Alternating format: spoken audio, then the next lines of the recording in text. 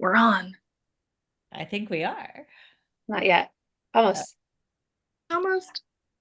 Almost. Almost. Okay. Live on YouTube. Hello, everybody. Live on the Facebook. Oh, hello. Hello. I don't think I'm going to be able to see comments. Okay. I can, you know what I'll do? I'll pull up YouTube. I'm going to mute my YouTube. And just in case we have any comments, I'll kind of see if I can just keep them sort of not all the way seen, but hopefully it'll catch my eye. Great. Fantastic. All Okay, right. girls. Hi. Hi. Well, Okay. welcome, everybody. This is the Portal of Destiny podcast, and I am Sonia Shoptaw, a psychic medium and the voice of the Wisdom Council. And this is Rachel Parks. Rachel, want to share just a moment of who you are? Sure. I'm Rachel Parks. I'm an astrologer and an apex astrologer at that. I specialize in looking at apex portals, which are very significant, extreme, intense, life-changing experiences that we all go through. And I like to focus on that. Wonderful. And today our guest is Tana Newberry, an extraordinary human being who has graciously said she would join us today and allow us to have a conversation with her from our different perspectives. So I have the ability to tune into people's guides, their wisdom counsel. I can read into the patterns that a person has chosen to work with in a particular lifetime and how that plays out. So it's real-time guidance, very personal, able to support anybody on their path. They have questions or trying to make some decisions, how to live into their quantum destiny, their destiny where they're operating at their highest vibe self. So today I'm going to be offering insight into Tana's pathway. We're really looking at right now the month of June. And Rachel is going to offer insight in terms of the astrology. And Rachel, you want to share kind of get us going here with Tana? Oh, and Tana, did you want to say something? You want to say hello to Nino? Well, if you're watching, you probably have come across me at some point and known who I am. These are two beautiful, beautiful spirits who I trust completely and fully. So I'm really excited to see what they're looking at. It is an interesting time in my life right now. So what you guys usually see on my YouTube and my Facebook channels is about me serving others and about business, but this is personal today. You're going to get an insight into the life of Tana, that she is living just as a human and in business and everything. And it is my hope that you see very like in a fun, in a very clear, in a very profound way, because that's what happens when these two ladies get together. What this kind of tag team experience or working with Rachel or working with Sonia really looks like.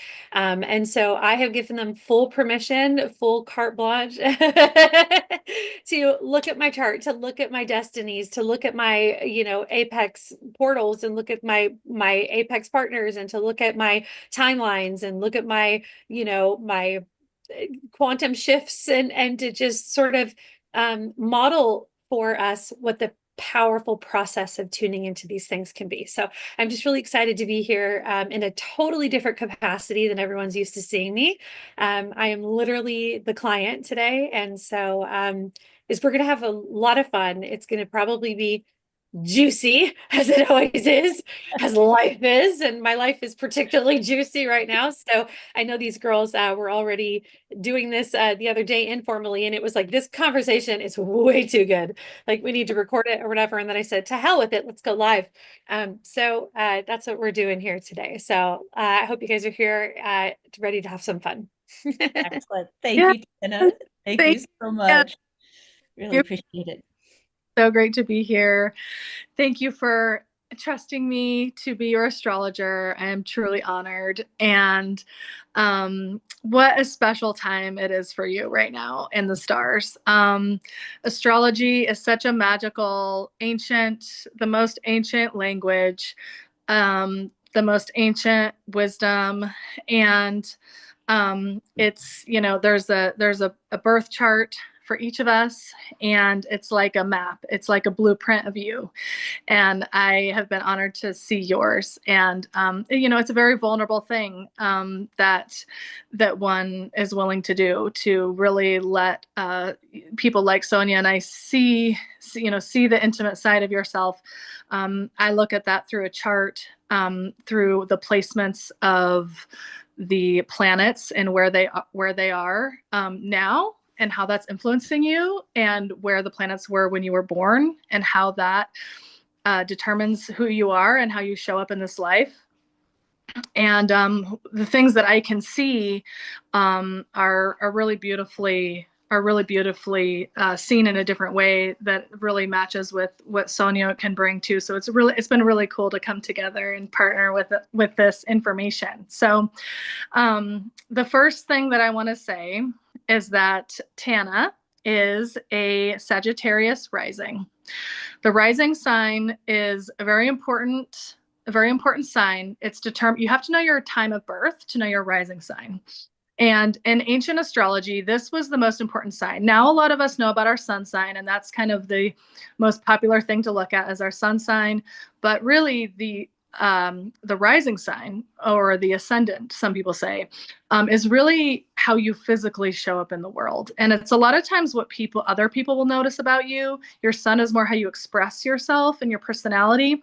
Your rising sign is how are you physically going to show up, and how is each era of your life playing out physically in the world. And so Tana is in a Sagittarius rising. And the most important thing about that is the planet that rules Sagittarius, which is Jupiter. And so Jupiter is Tana's planet. It's a ruling planet. So wherever Jupiter goes in the sky, because it's always moving, all the planets are always moving in cycles. And so wherever Jupiter is like where Tana goes. And so wherever Jupiter moves in her chart is where she goes, and where she's experiencing something profound in a different area of her life over time. And so right now is a really, really amazing time, because Jupiter right now has been in Gemini for the last year. It's about to leave Gemini and move into Cancer. And so for the last year, Jupiter has been in her 7th house, which represents her partnerships, her love partnerships, and also her work partnerships. And so wherever Jupiter goes, it expands. It's like the planet that represents good luck and abundance and expansion. It's the biggest planet in our solar system. And so it represents that energy of abundance, good luck, good fortune. It just wants to expand wherever it is. And so right now it's expanding her relationship house, which is the opposite of her physical self, is other people. And so right now her life for the last year has been completely lit up with coming together with partners, people coming in to partner with her, friendships, work partnerships, love partnerships. They're all showing up for her. And this has been very lit up. And on June 9th, so for the first part of June, we're talking about the June portal right now. So for the first part of June, Jupiter's wrapping up its stay in Gemini. And then on June 9th, Jupiter is going to move into Cancer. And it's going from your partnership house, is where it's kind of like the contract, kind of like marriage. It kind of can represent the house of marriage. It doesn't necessarily have to be marriage, but it's that kind of vibe where it's like, let's go into a contract together and really partner, have a committed partnership. So that's the 7th house. And now, on June 9th, for the next year, Jupiter is moving into Cancer, and that's the 8th house. And the 8th house is where we really get intimate. We really get close. We get vulnerable. We talk about our fears. We talk about deep, intimate things with others. We might be merging bank accounts. We might be receiving, resources from other people. The 8th house, it's in short, it's like called the house of sex, death, and taxes. So So it's funny. yeah, that's kind of the short of it. That's hilarious. That's say that again. Sex, Sex, death, and taxes.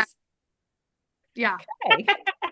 I love So it's very sexy. It's a sexy house. It's where intimacy, right? Sexual intimacy happens. So that is likely to get very lit up. And also like merging with other people, with like financial merging with others. And also it's like, and it's just because, and you know, things can end there, like things from the past. Like it also is kind of a deep psychological area where you have to go back and you have to maybe go back into the past. You have to dredge that. stuff from Well, childhood. I mean, before we even talk about June, and then you guys can both pick this apart, but like I've kind of been on a journey now, obviously in business over the past few years. Really, I mean, I've been in business for like, it's been like basically 20 years that Mhm. I've been doing psychic work. And then over the past, you know, how long has Jupiter been in this in Gemini? A year. Just a year. So it's a year. So over the past year, I can definitely say that, you know, when I started like tweaking my branding and coming out as like that bougie girl who wants the aesthetic and wants the grand design. And I've always sort of been like a person who really loves to like build machines and systems and everything. So I'm kind of this empire building energy. And I really stepped into that and tried to draw the relationships towards me of people who were a vibrational match to wanting to do that in the way I really was expressing myself and having to offer. Because even I'll say, and I'm curious, where was Jupiter a year before that?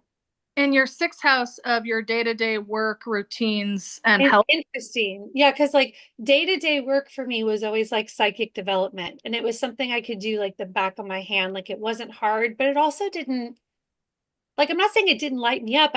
I've been doing it for so long that it was more like routine, right? And then when I actually started stepping out and doing it kind of in this different way and tweaking my brand a little bit and my offers to be more that like rich girl energy and rich in every sense of the word and bringing that into spirituality and taking a new way of taking on the conversation about money with spiritual entrepreneurs, like I entered into relationships most definitely that were like business related with clients. But with what I want to mention, just because you guys got to pick this apart. It's going to be so fun to pick this apart. But over the past 3 years, I remember a conversation with my best friend, and we're sitting outside of our Airbnb at a Tony Robbins convention, and we were up all night walking on fire.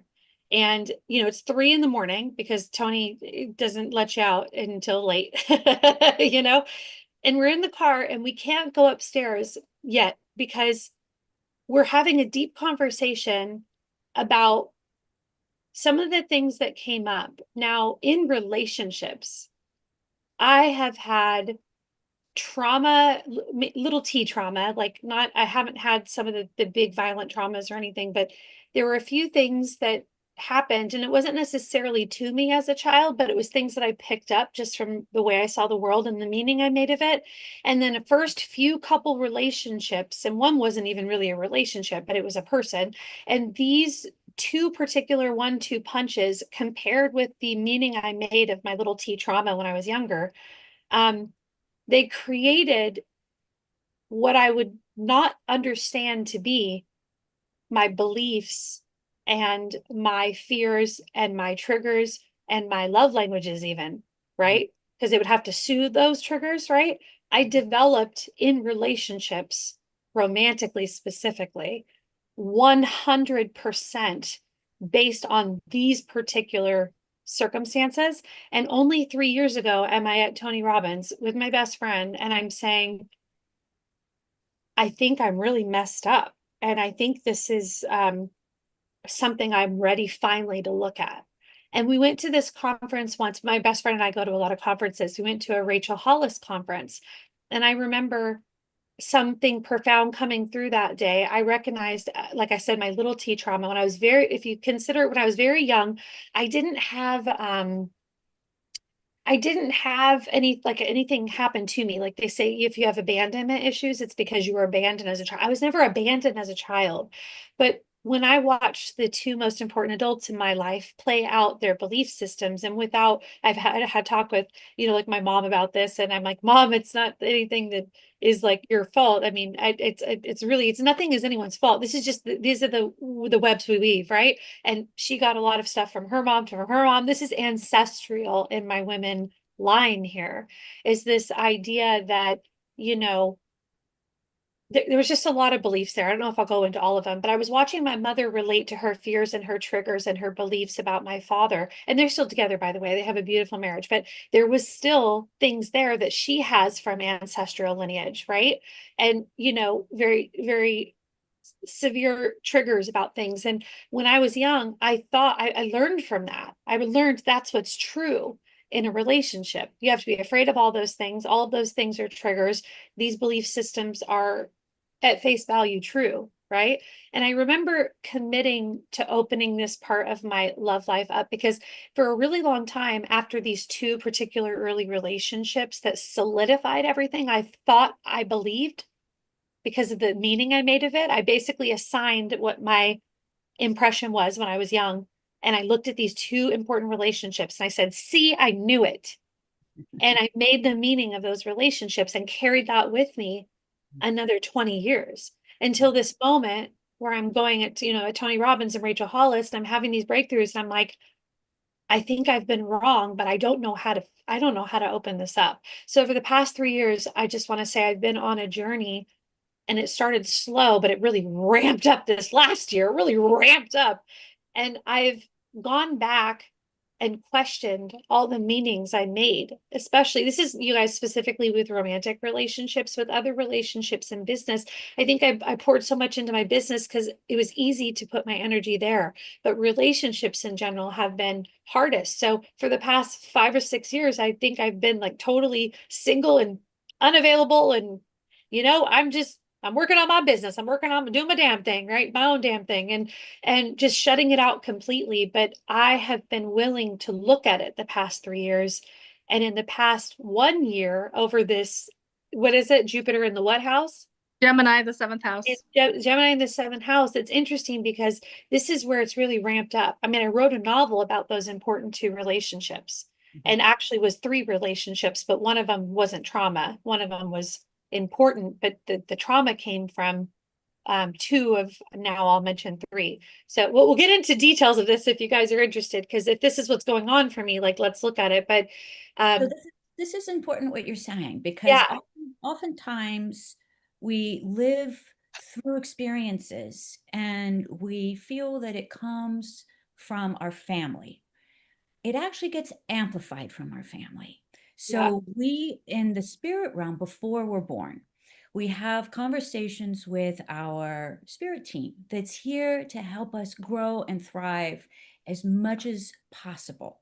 So we actually create for ourselves before we're born, we create ourselves the tasks that we're meant to grow through on the earth plane, and we collaborate with our soul group to say, okay, you're going to play that role and I'm going to play this role, and we're going to be together and we're going to help each other out here. And then we're born.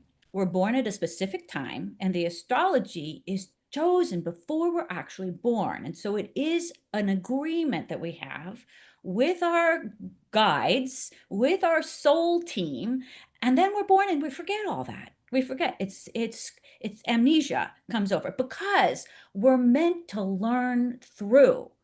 And so we are tremendously supported. So for you, my dear, you are a master, a master light worker. You're a master light worker, and you know this. This is your profound gift that you're giving the world this incarnation.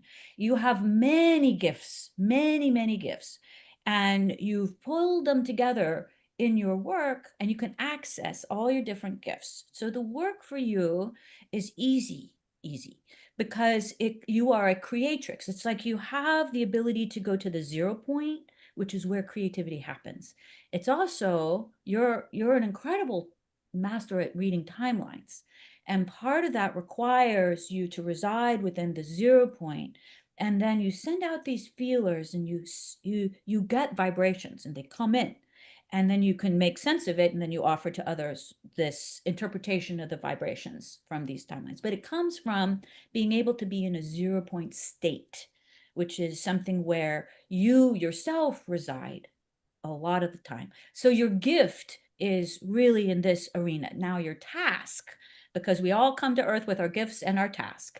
And one of the main, and I just want to say this for all who are listening, if anytime I work with somebody, if something doesn't resonate, just let it roll on by. The most important thing is for it to resonate. And if it doesn't, just let it roll on by. It could be information for the future. It could be who knows what. But so anything I say, if it doesn't fit, just let it roll right on by.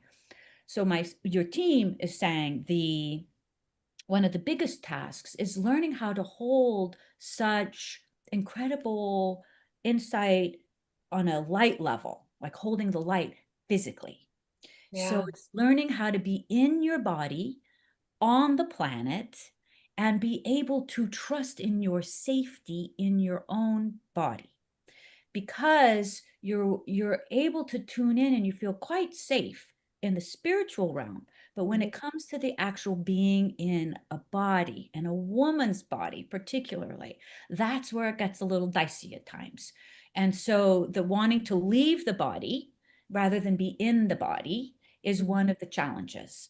And I feel like being in this particular narrative, Rachel started us off with like this Jupiter situation and into relationships, and it is the juiciest part of my life, and we've had fun talking about it. So I imagine we're going there like for this time frame, but like I have felt so uncomfortable in the Mhm. past handful of years. And even before that, I feel like in my 20s, my early 20s, I decided that love was never going to be safe. And the only love I accepted was safe love, but it wasn't, Mhm. Mhm. Yeah. it Yeah. was safe because I was a little removed from it compared to what happened in my 20s. And I'm just now opening up to love again. There's someone in my life, and it's scaring the absolute living daylights out of me Good. because I'm so vulnerable that now I'm like anxiously attached and avoidant at the same time, because I'm just so like I'm running these programs, Yes. but I'm doing it in a way where when it comes up, I can recognize it and know where it comes from, tell myself it's not true. And I'm at the point now where I'm trying to soothe myself, Yes. and I'm Yes. in this really safe relationship actually with someone that, remember I said there was like two relationships that were really tough. Yeah. Well, there was just as an important relationship that was also happening that was never tough. And that person from my 20s, strangely enough, from literally the timeline frame that I'm trying to heal, this person is back in my life Yes. and is still this safe space. And Yes. I'm safe to look at Mhm. these things, have a reaction, but call BS, work a process. And I'm just now undoing at 44, I'll be in August, just now undoing and unraveling what I have held as the energetics of how I am vulnerable in relationships, you know, specifically romantic ones, because other relationships, no problem. Right. But it's kind of like other relationships, no problem, just in the way that I said, like, if I did ever connect with somebody romantically, it was always someone who I didn't have to be super vulnerable with, because it was good, but it wasn't the kind of love that makes you vulnerable. Does that make sense? Like, Right. Yeah. it wasn't ever 100% aligned. It was more comfortable because I needed that safety. But now I'm learning how to be safe in the extreme vulnerability and literally unpacking that time frame from 20 years ago that I literally wrote a novel about, because I needed to, like, I wrote a novel about, and all three of these people, the 1-2 punch and the safe person who's back in my life, they're in the novel. And the reason why is because over this last year, when I wrote the novel, Mhm. I decided that the meaning that I made of what happened was based on my little T traumas. I want to like very like say little T because I, but like I wrote it to rewrite Mhm. the way I wanted to make meaning of it. And then I also wrote it so that I could let it go. Yes. And literally the day I submitted the book to the editor, one of those people in the book who I hadn't heard from more than 5 minutes in the past 20 years, there was like a little like quick meet cute in the middle 10 years ago. But this person literally reaches out the day I submit the book to the editor. And today I am absolutely smitten, completely scared, and working through so much crap. And Both together and on my own, right? right on track, right on track. Woo. You are living your destiny. Destiny is not an arrival point, it's a vibration. And you called this in because you wanted to grow not only yourself, but you also wanted to grow your business. And in order to grow your business, this was the missing piece. I mean, literally, I did not sign up to fix my love life. I did not sign up for that. I'm at a conference, another conference, because you guys know me, I'm an event conference girl. I'm at a conference and someone's upstairs up on the stage speaking. And I'm thinking, gosh, all these speakers have these like amazing, and forgive me for saying this, but like they were just wrecked at one point and then they bounced back and became something amazing. And I literally wrote in my notebook and prayed to Spirit and I said, Spirit, like I understand you have to go through great, not suffering, but achievement, which sometimes is precursed by suffering in some ways, right? The high and the low can be extreme and powerful, right? And so I said, whatever it is for me that I need to become great, and I thought I meant in business. And maybe it's still about business. Maybe it still is about business, but Spirit's like, oh, you want to be great, huh? And I That's was like, Spirit, just wreck me. Like, I don't stop when I say when. You have full permission. Like, go flight, change, but do whatever you need to do. And I thought it was going to be about business. And instead, it brought me to the place that I was most severely held back. yes, right. So, what's that about, Rachel? First thing I want to say is that 3 years ago, Jupiter was leaving your fourth house of home, family, the past, your inner child, Oh your, my gosh. I mean, that was the trigger. That was like, and that's what happens too, is that you're in this place of like, oh, I've got to revisit my home, family, past lives, whatever it is. Like there's past family, family trauma, whatever, wherever this came from before you. A lot of times it's not ours. We're carrying it for our ancestors. And that's what that fourth house is. And so that all was coming up for you when Jupiter, 3 years ago, that's where that was. And you have been looking ahead, almost like you're walking up. Cancer is like, it's a water sign. It's like the lake. You've been walking toward this lake ever since then. Like, I'm going to go jump in that lake. I'm going to go. Here I come. Y'all know I love a good cold plunge. It might be a warm lake. Maybe it's warm. Maybe it's warm. But A Florida lake. yeah, it's definitely, I think it's warm because Cancer wants to feel safe and secure and warm and cozy. So, maybe it's more like a bath. Maybe it was a bathtub. But Well, the lakes here in Florida are like bathtubs, so. well, there you go. Perfect. So Cancer wants that safety, security. It's all about feeling safe and vulnerable and being safe to be vulnerable. So that was really beautiful. What you were saying is like, yeah, this is exactly what's coming, is that you're going to be opening up big time to intimacy and vulnerability. And it's going to be a safe place to go into those fears and heal them, because that's also what Cancer wants to do, is heal the healing waters of safety and security, and healing that like home and family, whatever that was from the past. You're ready to heal it, and you've been on the path to it, and now here you are for the next year. It's going to be now it's time, you're ready to jump in, and you've got to do it in within intimate relationships with others, because the eighth house is not going to let you do it by yourself. You have to do that with someone else. And we came here to be with each other. We came here to find, like Sonia was saying, oh, Sonia, I was having chills with your channeling. It was so beautiful. And I was like, yeah, we've got to find our people. We can't just grind and be on our own. And we came here to do the relationship work. And half of our chart in astrology is about being in relationships with other people. We've got to, that's how, I mean, part of evolving is doing some things on our own, but also half of that is evolving through relationships with others, especially those intimate ones, is where we really do the most growth and evolution. And you're here for it now. So congratulations.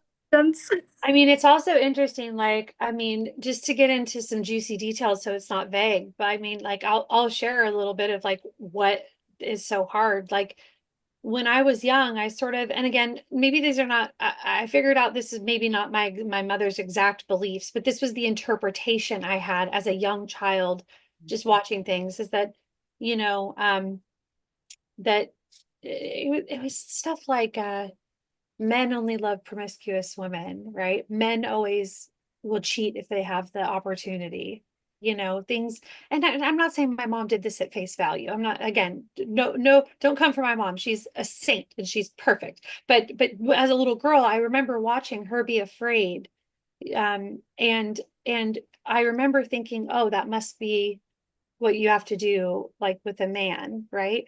And then there was, you know, you can't be too much, you can't be too emotional, you can't be too, you can't make too many requests, you can't be a bother, you have to be this picture perfect, you know, whether it's attractive or promiscuous or easygoing or fun loving, always, you know, never any complaints, never any voices, you know, you have to just remain desirable, because if you're not desirable and they desire someone else, the first thing they'll do is leave. And my dad never left, don't get me wrong, but I think my mom was kind of like afraid of that, because that's kind of came from her mom and her mom's mom, I think, right? And so she was working through that. And so as a young girl, and my mom was young when they had me, they were 20. So she's still, you know, a precious little being ever. I mean, look at me working on myself at 44. This is my mother at 20 when she had me. So she's in the middle of her lessons too, right? So as a young girl, I was just watching this, and I believed that. And many of you guys know, not to like, you know, make it about this, but you know, I've dated and had relationships with men and women, and sometimes women felt safer because of this, right? Because this is something that I learned about men, not women, right? So the one time I was married for 8 years or whatever, like, it was not to a man, because this was not the work I had chosen to do yet. Like, I did not do this. But the most profound little T traumas that happened was, you know, I had a high school sweetheart, and we were just everything to each other. And at the time it worked because I felt, and I was in line with all my beliefs about what you had to be desirable. I knew I was matching that bill, so I felt comfortable. But when my high school sweetheart went off to college, and, you know, was going to fraternity mixers with sorority girls and all that, I turned into this completely anxiously attached, triggered, fundamentally, like, completely out of comfort zone. And I knew for sure that he was cheating on me, that he, you know, would cheat on me. Like, I turned into this crazy person who the same relationship, but now I wasn't measuring up to the belief systems I had. Right. Now I wasn't the most desired person in proximity or in the room, or, you know, I started thinking, you know, I'm not smart, I didn't go to college, he was going to like a university. And so I thought, you know, that makes these other women more desirable because they're smarter than I am. Like, I didn't measure up anymore, right? So I had this 8 or 9 year relationship that was like all through my youth into the first college years, into like 19, 20 or whatever. And, you know, ultimately this relationship came to an end because I'm not saying I was 100% like my fault, but I contributed very much to driving it away. And I remember, you guys, just to be completely transparent, he's leaving after we have a conversation about breaking up. And I literally, this is how anxious I was. This is how much of my mother and my grandmother came through as I interpret it as myself. And I'm not saying them, it's mine, but like I got on the floor and I wrapped my arms and legs around his leg. And I said, please don't leave me. And it was like a toddler. Like that's how reverted to my broken inner child, that my lineage, I believe it's not all mine. I believe it's all of ours. Like we did it. We grabbed his leg and said, don't leave me. And like wouldn't let go for a solid 20 minutes, like a toddler. That's how like fundamental that core wound was. And then just after that relationship ended, I met who I believe to be one of the most important soul connections of my life, not necessarily because of our real life relationship. We didn't even have one, but this connection would go on teaching me for another 20 years so many spiritual lessons, including many of my psychic ones. So this person came into my life, sort of gave me everything I lost with my high school sweetheart instantly within the same month. I projected onto that person. I also was deep into my addiction very quickly because they were also deep into addiction. You guys have heard about my addiction past. For those few years, was struggling right around this time, right? And this person, we just we just had a misconnection. It was just when you're deep in addiction, you don't have a lot to offer anyways. There was this soul connection, at least that I interpreted it as. And I think I was seeing the future because this person would become important. And I think I could tune into that right away because of my timeline ability. So it's like because they were important, they always were. Like because they were going to be, they always were. And so this person was important. And this person, 3 or 4 weeks after professing interest and me projecting this onto them, right? All this stuff onto them. Of course, they couldn't handle that. And there was a misconnection there, even though we stayed friendly and there's more to the story. But this was the 1-2 punch. It kicked me when I was down because this person also pulled back and solidified all the things I thought about men. And literally that 3-year mark when I was with Rachel Hollis in the conference, and she said, what do you want? And I said, I want somebody who I just genuinely want. And she said, well, why can't you have that? I said, because the ones I genuinely want won't want me back. And she literally hopped off the stage and walked over to me to give me a hug because she saw that that was a bullshit belief. But in that moment, these two relationships between my high school relationship and this secondary meet cute that happened with this person who would begin to teach me lessons for the next 20 years in my memory and in my psychic space, this solidified every belief I had. And so this is kind of the timeline of the work I've been doing around this. It's a lot, I know, but yeah, there's so much you could go into it. I wish that we I could know. do this because we're now at the time when Rachel needs to wrap things up for going to get her kid.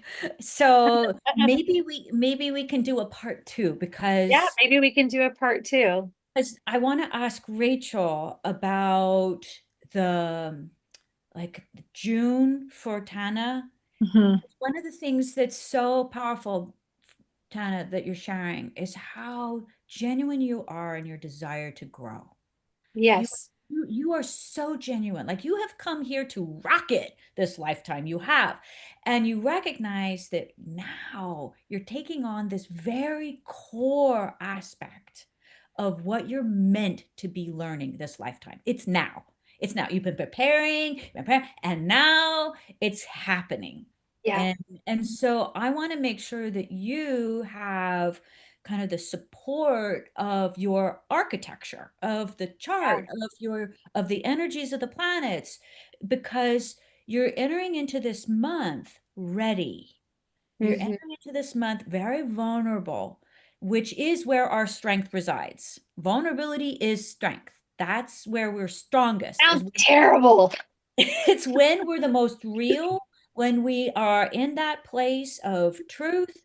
That's strength. That's why our bodies are our barometer, because our bodies don't lie. They tell us the truth. Whether we want to listen or not, they tell us the truth. And the astrology tells us the truth too. So it's this, what I would love for maybe part two, maybe we can figure out when to do this. Maybe we can do it after Rachel picks up her kids. I We would could come love on for session two. I would love to hear kind of what June holds in terms Yeah. of both the supports and the challenges and energetically, as well as those key moments, because there are particular dates when things shift. I know from what you were saying in terms of June, it's a heavy hitter month in all the good ways, hopefully. I don't know enough, but I'm sure that there's June seems like a turning point month for Tana. And I'd love to have more conversation about that. Yeah, and before I turn it over to Rachel to let us know how she feels about all that, before she has to go, I just want to mention, like, I think it's so powerful, the conversation we're having, and I think I hope you guys don't mind me going into detail because, that is what, like, when we unpack stuff, now you know the power of what we're unpacking when we look at this stuff. Like, this is my life's work. My most vulnerable life's work is in relationships. Everything else, I'll figure that out. This has, Yeah, damn it, this is the place that I don't like to go, right. and this is why the conversation we're going to have about unpacking it is so powerful. So, Rachel, you can wrap us up, and how would you feel about a session number two? Yeah, let's definitely do it. It's like end of the school year Friday barbecue at school. So that's why I'm like having to go early and get the kids. But yeah, we can definitely hop on back on in a couple hours and finish this conversation. It's really powerful to have you opening up like this. It's really important for me working with clients to really have this transparency and vulnerability because it really does bring so much clarity. And in my readings, there's so much back and forth validation. And Mhm. I get so validated and I just get full body chills hearing your story because I'm like, wow, this like makes what I'm looking at the chart so much more profound and powerful because it's so validated. It's so just, this is exactly what's happening. Like Cancer is ruled by the moon, represents where the moon is also your mother. I mean, it's like the mother wound that you started healing this, when this really kind of came up to peak. And this is the mother wound, the wound of the feminine that you're healing, and that's that Cancer energy. And the fourth house is the home of Cancer, and now here you are in the eighth house of Cancer, healing the Cancer wound, and it's just like it just blows my mind that it And I shows up wanted you so guys to literal. see that. I wanted you guys to Yeah. be able to not just hear, just, dates and things. I mean, I agreed to you ladies to be completely vulnerable so that we could see the power of this process. I'm so excited about that. Yeah, it's amazing. It's so cool to see it actually playing out the way that the chart shows. It's like, yeah, there is something definitely fated about our lives. And I know we have free will too, but I know there's also something very fated and destined. Like Sonia likes to talk about our destiny. And I love talking with her about this destiny path that we have because that really shows up in the chart too. And when we come back, I want to talk more about destiny and the nodes of fate. And that's kind of where that destiny also kind of shows up in the chart. So I'm excited to talk more about that and get more into the juicy details. So we need another hour. We need another session. So, backstory on this session, I shared a lot. Next time, I promise I'll throw away the key and you guys can just go, go, go. And we will be learning how to unpack destiny through Apex portals and Spirit Wisdom Council advice on the next session. So, thank you, girls, so much for having me Thank on. you. Oh, man, Let's wonderful. let's do it again. Part two. Come back for part two. Two. Awesome. Great. And